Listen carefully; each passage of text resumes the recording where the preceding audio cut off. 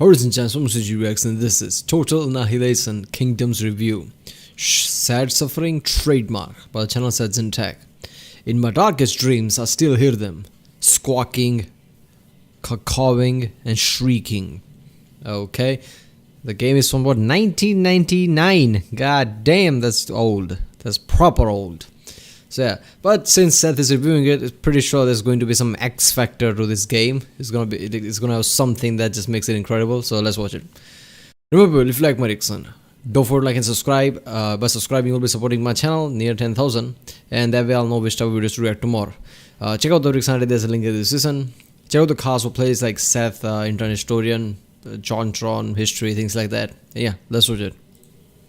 Hey people, Seth here. What a beautiful day to make terrible content. Unfortunately, we're under quarantine. As such, there's been some delays, but adversity demands adaptation. So here's a filler episode. This episode has been brought to you by comfy dystopian gaming setups and Seth's complete disregard for personal health and safety. Check it out. I like to call it, I have no case and I must scream. Or alternatively, watch me short the power pins on my motherboard with a screwdriver in order to start my PC. Please enjoy. Total Annihilation is a highly regarded and generally well-loved RTS from 1997, but I never played that. I played the goddamn fantasy spin-off. Total Annihilation Kingdoms is a highly obscure and generally scuffed abomination of an RTS from 1999. But you know what? I was a child when I first played it, and children have no taste. Have you ever wanted to instantly lose a game by accidentally hitting the wrong keys on your keyboard? Have you ever thought to yourself, damn, I love the audio in this game so much, I wish it would stutter constantly, so each time I select a parrot, it might just blow out my eardrums. Have you ever wanted a fantasy game which realistically simulates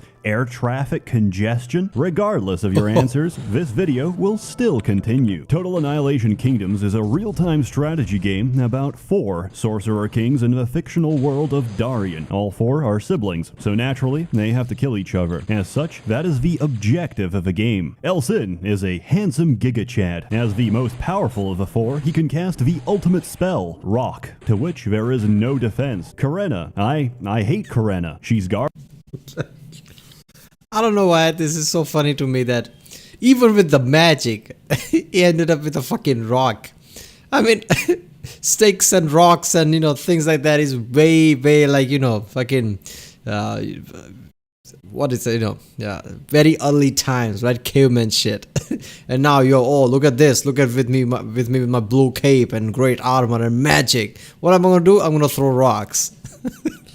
Garbage. Like all women, she can grow a second pair of legs and swim underwater, probably to lay eggs and avoid responsibility. She also has spells. Can you guess what they are? Wow. Water splash. Wow. Homing air bubble. Go fuck yourself, Karena. Lockin is a confused old man that doesn't know where he is. He can cast fire, and his special ability, like all elderly people when their time has come, is to disappear. Fursha, which I don't know how to pronounce, is amazing. She can fly and do drive-bys on the enemy. Also, she's not Karena. Each of the 4 sorcerer kings drive-by, so she flies, come close and like, watch out, fool. It shoots, I guess. Leads their own respective nation with their own unique units that you summon using magic. Magic requires mana. Mana has to be pumped out of the ground using magic. Look, it's all quite simple. We learned about this in high school. It's the reason why our world is so dysfunctional, because we too have been ruled by the same timeless sorcerers for all eternity. Unlike mortals, they do not die. They are only remade and reborn. If, hypothetically, Senator and Dreadlich Bernie Sanders passed away, hallowed be thy name, his essence would not leave this plane. Why is that? Because his phylactery is still intact. Simply accept that there is no hope for us, only happiness in servitude and sweet release in death. Aramon are the sensible humans who live on land. Their units include man, horseman, and civilized man. They also have long-range artillery, trebuchets often outrange the entire map, and once you've built one, the game is already over. In a tactic commonly known as the drone strike, all you have to do is guess where the enemy king is currently moving, and get lucky. Aramon is clearly very balanced. Varuna dominates the water, unless Oh god, I hope people didn't use trebuchets like that. Kings didn't use trebuchets like that. When they have trebuchet, where's the other enemy? Yeah, fuck it, just throw it in that dice and whoever get hits, it get hits.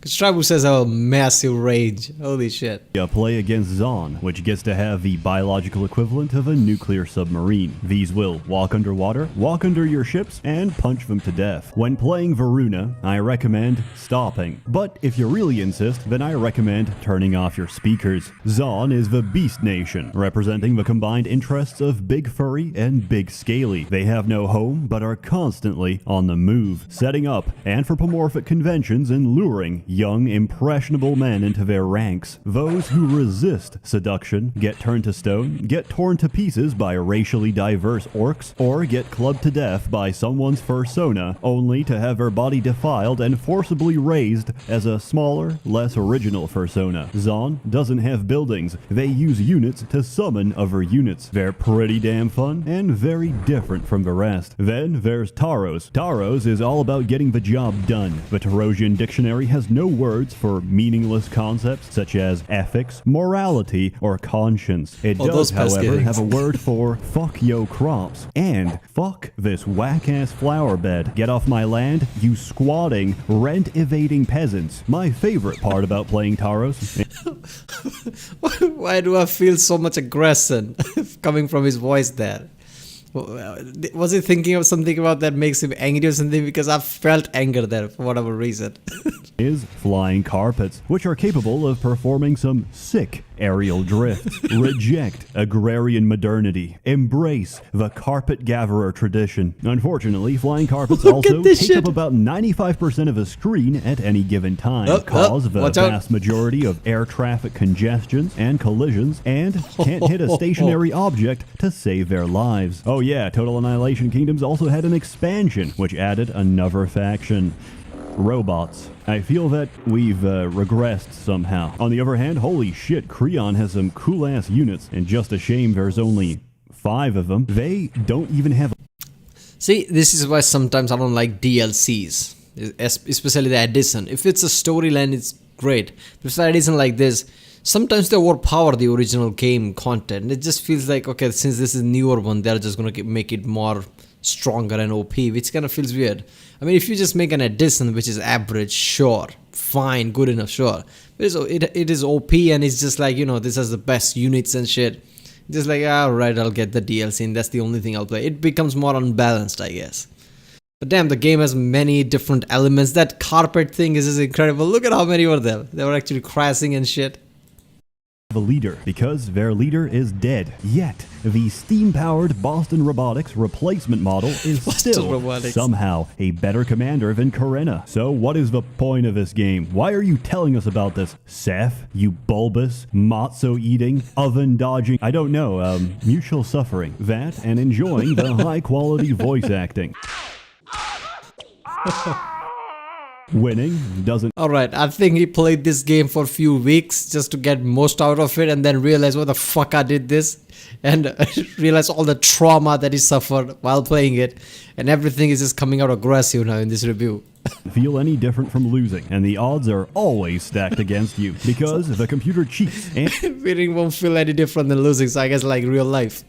And, unlike you, doesn't require scouts to see the entire map. As a result, I have to cheat because my alternative is pumping out hundreds of parrots to see even a fraction of what the computer sees, and I'm sorry, but they're very loud. Also, pathfinding has some issues. Units get stuck on each other, on objects, on terrain, and sometimes on themselves. I tried to work around this by using air units. Unfortunately, air units handle very poorly. That is to say, they handle like high-speed jet engines, except they're reskinned to convince you otherwise. Lord forbid you accidentally overshoot the target. That means you'll have to cross the entire mountain range at several hundred feet, take a hard turn, and fly in for a second try, by which point your target has likely died of natural causes. Or, Lord forbid, you're handling a group of flying units. Good luck with hitting anything in that case, because they'll be spending their time avoiding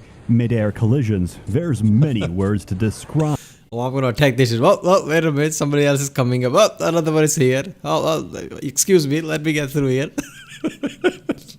This game. Strange, cryptic, tinnitus, because it comes from a time when all information on a game was inside the manual. I know, this is a relic from primitive times. If you actually read the damn thing, you'll find out it's incredibly easy. Don't believe me? Here's me winning 1v7 against the AI. Childhood is thinking that building the most aesthetic creatures with the most interesting abilities is an acceptable way to live your life. Adulthood is realizing that pumping out wave after wave of hideous, low-poly garbage directly into the enemy base and clogging it up until no movement is possible was the true path to victory. I give Total Annihilation Kingdoms a final, objective score of the studio filed for bankruptcy shortly after its release out of 10. I recommend it if you struggle with repressed psychology and need a painful stimulus to relive your traumatic memories of the past. Otherwise, it does provide a small amount of dopamine. The story itself is actually alright. There's not many games out there where Mission 5 already has you committing a holocaust. Most real-time strategy games would first explain you the mechanics before asking you to fill a mass grave. I have no feelings about this game, yet I remember a time when I did. A time when my eyes were more innocent and my brain still undeveloped. Arguably, not much has changed, but hey, it's my fleeting memories, and one day this video will be the only evidence I have that I ever had those memories to begin with. As always, more content to come, so stay tuned. A warm thanks to... Oh, that I don't know why that hit so deeply. Eventuality of time, partial dementia, the fear of all that shit. It is really terrifying. Didn't see that coming in the Seth video, but alright. So finally a piece of shit, right? Compared to the other games that are reacted to from this channel. Yeah, Total Annihilation Kingdoms. I like the how, this whole thing, this thing is just incredible. Everybody just clocked, well, let me through. Same thing with those dragon thingies that, I guess spews out whatever. I love that. The main thing about this game is, traffic control issue, right? Can't fly because there are way too many of them. I think this is it, right? To the many members of the Merchants Guild. Yeah, the Merchants Guild. Alright. Alright, well, that was Total Annihilation Kingdoms review. Shared suffering by the channel Sets in Tech. I didn't have much time, so I worked on a small one, but I still have, Wizardry 8, Endless Space 2 left, which I'm gonna do tomorrow, one of them. But yeah. Alright, people, if you liked my reaction, don't forget to like and subscribe. If you want me to react to any specific video from this channel or any other, comment down. I read all comments, almost all of them, which I can. Just start with the react to this. If there's so many comments, I'll just search react and whatever comes up, and eventually I'll react to those videos. And yeah, I guess I'll see you next time.